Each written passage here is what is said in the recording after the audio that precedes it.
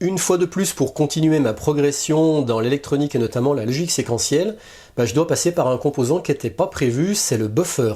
Ça fait très longtemps que j'en entendais parler, mais croyant que n'ayant jamais à m'en servir, je m'y étais jamais intéressé. Mais là, j'ai pas le choix, c'est le composant dont je vais avoir besoin pour continuer dans la logique séquentielle. Si comme moi, le buffer, vous savez ni ce que c'est, ni à quoi ça sert, ni comment ça marche, je vous invite à regarder cette vidéo jusqu'au bout.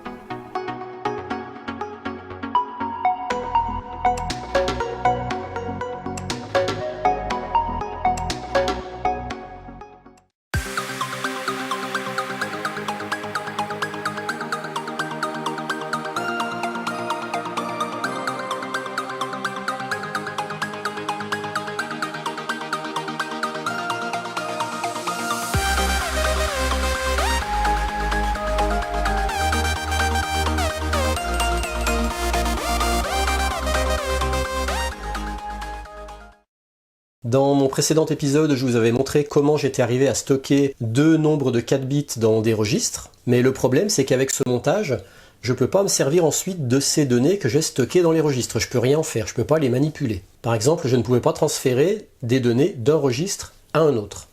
J'encodais une information sur 4 positions binaires que je pouvais envoyer soit sur le registre A, soit sur le registre B, à travers un bus parallèle de 4 fils, l'état des 4 fils étant matérialisé par une LED. J'encodais une première valeur, qui était reliée au bus, et puis ensuite, avec un front montant d'horloge, je stockais cette valeur qui était là, qui s'affichait ici, je la stockais dans mon registre A.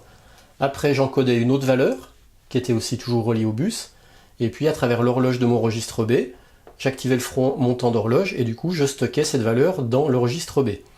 Mais une fois que j'avais fait ça, je ne pouvais rien faire d'autre, c'est-à-dire que, par exemple, je ne pouvais pas, une valeur du registre B, la renvoyer dans le bus pour la restocker dans le registre A. Pour pouvoir passer mes valeurs du registre B au registre A, on ne le fait pas directement, on le refait à travers le bus, comme ça, mais du coup il me manque ici un chemin pour aller de la sortie du registre B au bus, ou pareil, la sortie du registre A au bus. Eh bien c'est ce que le buffer va nous permettre de faire, ça sera comme une sorte de porte qu'on pourra ouvrir ou fermer à volonté, pour que les valeurs qui sont là soient reliées au bus ou pas. Donc c'est justement ce que le buffer va nous permettre de faire. En anglais, buffer, ça veut dire tampon, donc c'est un petit peu comme si on mettait un tampon ici, qui sera soit passant, soit bloquant. On verra qu'il existe plusieurs sortes de buffers. Le plus simple, c'est celui-ci, une entrée, une sortie, et la sortie, B, est toujours égale à l'entrée A. Le buffer simple existe en circuit intégré déjà tout fait, en TTL ou en CMOS, mais si on n'en a pas, on peut le faire facilement soi-même, avec une porte E, en branchant comme ça l'entrée sur nos deux entrées de la porte E. On peut arriver au même résultat en utilisant une porte OU, en envoyant notre signal d'entrée sur les deux broches d'entrée de la porte OU. Et la question que tous les débutants doivent se poser, c'est quel est l'intérêt d'utiliser un buffer? Parce qu'en fait, c'est un suiveur, puisqu'en sortie, on a la même chose qu'en entrée. En fait, pas tout à fait. En sortie, on va avoir le même signal qu'en entrée, mais pas forcément le même courant. Je m'explique. Quand ici on aura un signal haut, ici on aura un signal haut. Quand ici on aura un signal bas, ici on aura un signal bas. Mais par contre B ne sera pas directement électriquement relié à A. Ce qui fait que ici on pourra par exemple avoir du 5 volts avec des très très faibles courants. Ici on aura donc du 5 volts, mais le 5 volts qui arrivera ici, en fait il ne proviendra pas de là, mais il proviendra de l'alimentation de notre buffer. Parce qu'un buffer, rappelez-vous, les portes logiques, elles ont toute une alimentation, VCC, ground. Elles ont leur patte d'entrée, leur patte de sortie, mais elles ont leur propre alimentation. Mais l'état électrique qui est là, il ne vient pas d'ici, il vient soit d'ici, soit de là. Quand ici on a 5 volts, c'est parce qu'il est relié ici au VCC de l'alimentation de notre buffer, ou de notre porte logique. Et puis quand ici on a 0, c'est parce qu'il est relié au ground de l'alimentation de notre composant. Ce qui veut dire qu'on aura une sorte d'isolation entre la sortie et l'entrée. Ici on pourra avoir des très petits courants, et ici exploiter des courants plus importants. C'est pour ça que le buffer simple est souvent utilisé en musique comme amplificateur. On pourra avoir ici un signal électrique de faible intensité, on récupérera ici le même signal électrique, mais qu'on pourra exploiter sur une intensité beaucoup plus grande, puisque le courant ne viendra pas d'ici, mais de là. Autrement dit, notre circuit qui sera sur cette partie-là sera en quelque sorte isolé de cette partie-là, ce qui fait qu'on aura une très forte impédance entre nos deux circuits, le circuit entrant et le circuit sortant. Et ça c'est intéressant parce que justement ça permet d'exploiter des forts courants à partir de signaux de faible courant. Mais dans mon montage de bus avec des registres, ce type de buffer qui est toujours passant, en fait il ne me servira à rien. Parce que moi j'ai besoin de contrôler la sortie d'un registre et de décider quand il est passant et quand il ne l'est pas. Ce type de buffer simple, c'est pas celui que je vais utiliser. Pour répondre à mon besoin, je vais utiliser ce qu'on appelle un buffer à 3 états de sortie. Donc pas celui-là. Ça c'est le buffer simple, non contrôlable, puisque B est toujours égal à A, donc B ne peut avoir que 2 états, 0 ou 1. Si A est égal à 0, B est égal à 0, si A est égal à 1, B est égal à 1. Donc comme j'ai dit, ce buffer simple, moi dans mon cas, ne peut pas me servir. Par contre, il existe un buffer qu'on pourrait dire contrôlable. C'est comme si à l'intérieur, il y avait un petit interrupteur qui serait commandé par une fonction qu'on appellerait enable. Le buffer, on va dire qu'il peut être soit ouvert, soit fermé à la commande, en se servant de cette entrée. Du coup, ce buffer devient pilotable, puisqu'on peut décider quand il est passant ou quand il ne l'est pas. Donc, quand il est passant, c'est comme si on avait notre interrupteur ici qui était fermé, donc on aurait B qui serait égal à A, donc quand A serait égal à 0, B serait égal à 0, A égale à 1, B égale à 1. Par contre, quand on voudrait que le buffer ne soit plus passant, c'est comme si on avait à l'intérieur un interrupteur ouvert, et bien dans ce cas-là, B n'est plus égal à A, mais il est dans son troisième état qu'on appelle high Z, qui est en fait une haute impédance.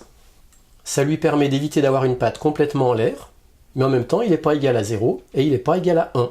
On pourrait dire qu'il est dans un état neutre qui ne viendrait pas perturber le circuit sur lequel il est raccordé. Donc c'est ce genre de buffer que je vous propose de regarder plus en détail maintenant. En rajoutant un buffer comme ça, ici entre la sortie de mon registre B et le bus, eh bien ça me permettrait bien de relier la sortie de mon registre B au bus.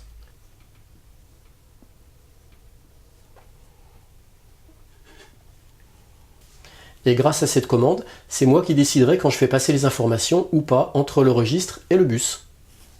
Sachant que les informations iraient toujours dans un seul sens, dans ce sens-là. Moi je veux qu'elles aillent dans ce sens-là.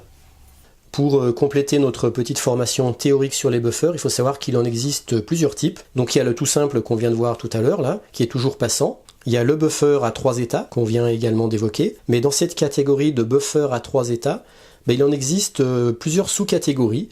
Il y a ce qu'on appelle les unidirectionnels, qui fonctionnent toujours dans le même sens. C'est celui justement dont je vais avoir besoin. Et puis il y a les bidirectionnels, on les appelle aussi transceivers, c'est une contraction de transmitter et receiver, et eux ils peuvent fonctionner dans les deux sens, ils ont une commande de direction. Moi ici je vais utiliser des buffers unidirectionnels, mais même dans les unidirectionnels, il en existe de 4 sortes. Il y a des non-inverseurs, des inverseurs, des active high et des active low. On va regarder tout ça plus en détail. Pour la notion de inversion, non-inversion, c'est très simple. Non-inversion, ça veut dire que quand on a 1 en entrée, on a 1 en sortie. 0 en entrée, 0 en sortie. Et si on utilise un buffer inverseur, eh bien c'est l'inverse. Quand on a 1 en entrée, il nous renvoie 0 en sortie. Et quand on a 0 en entrée, il nous renvoie 1 en sortie. Donc ça c'est pour la notion de inverseur, non-inverseur. Et pour la notion de active high et active low, eh bien un active high, c'est quand on envoie un 1 que le buffer devient passant, que B est égal à A. Sinon, s'il est à 0, à ce moment-là, il est en haute impédance IZ. Et puis, à l'inverse, si on est en présence d'un buffer active là-haut, c'est quand on le relie à la masse qu'on a un 0 qui devient passant et que B est égal à A. Et sinon, à l'inverse, quand il est à l'état haut, à ce moment-là, en sortie, on est en haute impédance IZ, c'est-à-dire que le buffer est en état bloquant. J'ai commencé à me faire un petit tableau récapitulatif des différents buffers 3 états. Ici, j'ai les unidirectionnels, ici les bidirectionnels, ici les unidirectionnels non-inverseurs, active high, active low, et là les inverseurs, active high, active low, et pareil pour les bidirectionnels, non-inverseurs, inverseurs, active high, low. Et j'ai commencé à positionner les quelques composants que j'avais ou que je connaissais, soit en TTL, soit en CMOS. Alors moi dans cette vidéo, je vais utiliser le 74 LS541, donc on voit que c'est un buffer 3 états unidirectionnel non-inverseur active low. J'ai utilisé celui-là parce que pour l'instant, j'en ai pas d'autres. Voilà le brochage du buffer 8 bits dont je me sers, c'est le LS541. Je rappelle, il est active low, non-inverseur, unidirectionnel. Il a 20 broches, 10 de chaque côté. Ici, on a les 8 broches de l'entrée, de A1 à A8. Donc A, c'est les entrées. Et puis Y, c'est les sorties, donc il est unidirectionnel, donc il sera toujours de l'entrée vers la sortie. L'entrée sera toujours ici et la sortie sera toujours là. Et ici, on a les 10 broches de sortie de Y1 à Y8. Alors tantôt c'est marqué Y, tantôt c'est marqué B, bon peu importe. Et puis surtout, on a les broches G1 bar, G2 bar. Et c'est par ces deux broches-là qu'on pilotera la transparence ou non entre l'entrée et la sortie. On va regarder maintenant sa table de fonctionnement. On a ici les entrées, ici la sortie. En entrée, on a G1 bar, G2 bar et les entrées A. En sortie, on a les Y. L, ça équivaut à un état 0, ça équivaut à low. Et H pour high, qui équivaut à un état 1. Et puis quand on a une croix comme ça veut dire que l'état n'a aucune importance. Donc si on a le G1 bar et le G2 bar qui sont en état low, dans ce cas-là, le buffer est passant. Ce qui fait que si on a A qui est égal à 1, Y sera égal à 1. Et si on a A qui est égal à 0, Y sera égal à 0.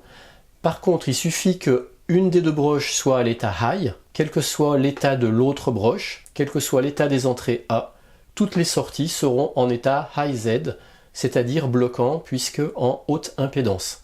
Donc c'est comme si le buffer était bloquant. Donc toutes les broches Y seront isolées des entrées A et donc seront en état high Z, donc haute impédance. On remarque que les broches G1 et G2, elles ne vont pas piloter broche par broche les entrées-sorties, mais ça va être soit tout le buffer est passant, soit tout le buffer est bloquant. Comme on l'a vu avant, ce buffer est active low, et justement active low, ça veut dire que quand les broches G1 et G2 sont en état low, c'est-à-dire sur l'état 0, c'est à ce moment-là que le buffer est passant. Si on a un buffer qui est active high, eh bien c'est quand les broches de commande seront en état haut que le buffer sera passant. Voilà maintenant le schéma de mon montage amélioré. On retrouve ici mon bloc d'interrupteur pour le data in. Ici un premier buffer qui va gérer la liaison entre ce data in et le bus. La commande E va correspondre en fait au G1, G2. Ici j'ai mon bus parallèle de 4 fils qui est relié au registre A et au registre B. Là j'ai la commande de remise à 0 du registre B. Ici la commande d'horloge du registre B. Remise à 0 registre A. Horloge registre A. Et puis là, j'ai mon autre buffer qui est dans ce sens-là pour permettre de renvoyer les sorties du registre B dans le bus. Et là, j'ai à nouveau ma commande Enable qui correspond aussi aux broches G1 et G2 de mon buffer LS541. On va maintenant retrouver tous ces composants et toutes ces commandes sur la breadboard. Ici, j'ai mis un cache pour cacher une partie qui me servira après pour ne pas vous mélanger les pinceaux.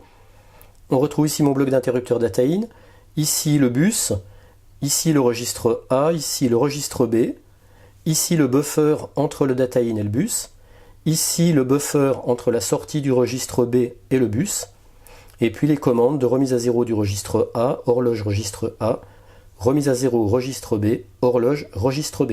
Première étape, je vais encoder une valeur ici. Par exemple, je vais rentrer la valeur binaire 1, 0, 1, 1. Pour l'instant, je n'ai pas de liaison entre ce bloc encodeur et le bus, donc c'est pour ça que tout reste éteint. Maintenant, je vais mettre ce buffer en état bas, donc en active low, ce qui fait que les valeurs encodées dans l'entrée passent dans le bus. Par contre, il faut que je reste appuyé, parce que si je relâche, je recoupe la liaison. Donc là, je reste appuyé, et puis maintenant, je vais venir envoyer ces valeurs du bus dans le registre A. Donc là, je vais faire simplement un clock, c'est juste un contact, puisque là, c'est front montant, sur l'horloge du registre A. Voilà. Maintenant, les valeurs sont bien mémorisées dans le registre A. Là, je peux relâcher l'enable du buffer entre le bloc d'interrupteur et le bus. Maintenant, je peux venir encoder une autre valeur. Ça sera 0011. Et là, cette fois, je vais l'envoyer dans le registre B. Donc, à nouveau, j'ouvre la liaison entre le bloc d'interrupteur d'entrée et le bus. Voilà, on retrouve mes deux valeurs encodées. Je reste appuyé. Et cette fois, je viens appuyer sur l'horloge du registre B pour les stocker dans le registre B. Voilà. Maintenant, je referme la liaison, je relâche. Hop. Et maintenant, j'ai mes deux codages. Le premier qui est stocké dans le registre A, le deuxième dans le registre B. Et maintenant, comme j'ai mis un buffer en sortie du registre B entre le registre B et le bus, eh bien, je vais mettre ce buffer en active là-haut. Ce qui fait que la sortie du registre B va aller dans le bus. Et voilà. Je reste appuyé. Et maintenant, cette valeur, je vais, là par exemple, la renvoyer dans le registre A. Donc là, j'appuie sur l'horloge du registre A, et voilà, cette fois la valeur est passée ici. Maintenant, je ferme la liaison entre la sortie du registre B et le bus en appuyant plus sur le bouton Active Now. Voilà. Et maintenant, j'ai bien mes valeurs qui sont stockées dans le registre A et le registre B. Maintenant, par exemple, je vais faire une remise à 0 du registre B. Et puis, je peux également faire une remise à 0 du registre A. Donc voilà une première étape qui est déjà bien sympa. Mais ce qui serait sympa, c'est que maintenant, au lieu de moi appuyer manuellement sur des boutons, je puisse le programmer pour que ça se fasse tout seul. Eh bien, c'est justement ce que cet ajout de montage va permettre de faire et que je vais vous mettre dans le bonus et que je vais vous mettre en bonus de cette vidéo. Précision importante pour ceux qui voudraient refaire ce montage, c'est important de prévoir des condensateurs de découplage aux alimes de chaque composant, que ce soit les registres ou les buffers. Mettre un petit condensateur de 100 nanofarad entre le plus et le moins de la lime de chaque circuit intégré, et puis un condensateur de 100 microfarad dans les rails d'alimentation des breadboards. Ça permet d'éviter des parasites qui fausseraient le fonctionnement du circuit. Sur les horloges des registres, comme les horloges sont sur front montant, il est important de rajouter un pull-down sur les broches pour éviter qu'il y ait une broche en l'air quand il n'y a pas contact. Pour éviter des retours de courant, il faut mettre des diodes entre les blocs d'interrupteurs LCD 4017. J'en ai mis là aussi par exemple. Et puis, comme mon CD 4017, ses portes Q0 à Q9 sont actives sur du positif et que parfois il me faut du négatif pour les remises à 0 des registres ou également pour les buffers parce que je rappelle c'est des actives là-haut, et ben je dois utiliser des portes inverseuses, donc des portes non. Je vous rappelle qu'avec HDevBot, on a créé le kit niveau 4 initiation logique combinatoire, vous le voyez maintenant, et prochainement d'ici la fin de l'été, on devrait pouvoir proposer le kit niveau 5, initiation logique séquentielle, qui reprendront les principaux composants que j'ai présentés dans mes dernières vidéos. Les LED bleus qui sont là matérialisent l'état d'avancement, on va dire, de mon programme, de mon séquençage de programme. Et ça, c'est la LED qui matérialise les impulsions de l'horloge du NE555. Donc tout le système, tout le montage va être piloté par cette horloge, donc tout va se faire tout seul. Volontairement, j'ai pris un gros condensateur pour ralentir le séquençage. Je remets à 0. Je vous explique. Alors moi, manuellement, je code des informations ici dans ce petit bloc d'interrupteur. Ensuite, le programme va ouvrir la liaison entre ce bloc d'interrupteur et le bus, grâce à ce buffer. Voilà. Maintenant, ce bloc d'interrupteur est relié au bus via ce buffer. L'étape d'après, le programme va relier le bus à l'entrée du registre B, voilà, ce qui fait que j'ai chargé les informations qui étaient dans le bus dans le registre B grâce à la fonction d'horloge du registre B. Ensuite, le programme va couper la liaison entre, voilà c'est fait, entre ce bloc data in et le bus, ce qui fait que maintenant j'ai plus que les informations dans le registre B. Ensuite, le programme va connecter le bus à la sortie du registre B, de façon à ce que les infos qui étaient dans le registre B se retrouvent dans le bus grâce à ce buffer. L'étape d'après, on maintient cette liaison entre la sortie du registre B et le bus pour pouvoir charger les informations dans le registre A. C'est ce qui vient d'être fait grâce à l'horloge du registre A. Ensuite, je vais couper la liaison entre le registre B et le bus par le buffer, c'est fait. Et maintenant, je me retrouve juste avec les instructions stockées dans le registre B et dans le registre A. Et ensuite, je vais effacer le registre B. Voilà. Et enfin, le programme va effacer, remettre à 0 le registre A. Et voilà, c'est fait. Et donc là, on a bien fait tout notre cycle de programmation. Et après, on repart à 0. Alors, comment tout ça est possible ? Eh bien, c'est mon NE555 qui va venir envoyer un signal d'horloge sur un CD 4017. Ce CD 4017, il va piloter ces blocs d'interrupteurs, ces blocs de 4 interrupteurs. Et dans ces blocs de 4 interrupteurs, je vais encoder mes commandes. On retrouve ici nos 10 lignes de programme qui correspondent aux 10 états de sortie du CD 4017 qui vont de Q0 à Q9. Sur la sortie Q0 du 4017, je vais juste relier la fonction remise à 0 du registre B et remise à 0 du registre A de façon à être sûr que mes deux registres sont bien remis à 0. L'étape d'après, Q1, correspond aux positions binaires de ce bloc de 4 interrupteurs. On voit que là j'ai 1, 0, 0, 0 et là j'ai 1, 0, 0, 0. Les interrupteurs 1 ici correspondent à la fonction enable buffer qui pilote la liaison entre le bloc d'interrupteurs DIP et le bus, c'est-à-dire entre ici et là, c'est ce buffer là. L'étape d'après, il maintient cette liaison ouverte et en même temps, il active l'horloge de façon à ce que ça rentre dans le registre B. L'étape d'après, il referme la porte entre le data in et le bus pour que les informations qui sont là n'aillent plus dans le bus. L'étape encore d'après, il ouvre la liaison entre la sortie du registre B et le bus de façon à ce que les informations qu'on a stockées dans le registre B puissent revenir dans le bus. Donc ça correspond par exemple à ici, 0, 0, 1, 0.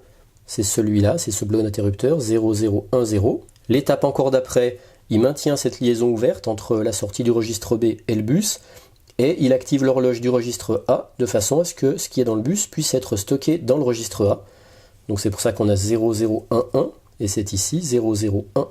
L'étape d'après, il referme la liaison entre la sortie du registre B et le bus, ce buffer-là. Donc la sortie du registre B n'est plus connectée au bus. Et puis les étapes suivantes, eh bien, il va effacer le registre B, c'est le 1 qui est là, c'est le 1 qui est là. Et la dernière étape, il va effacer le registre A, c'est le 1 qui est là, c'est le 1 qui est là.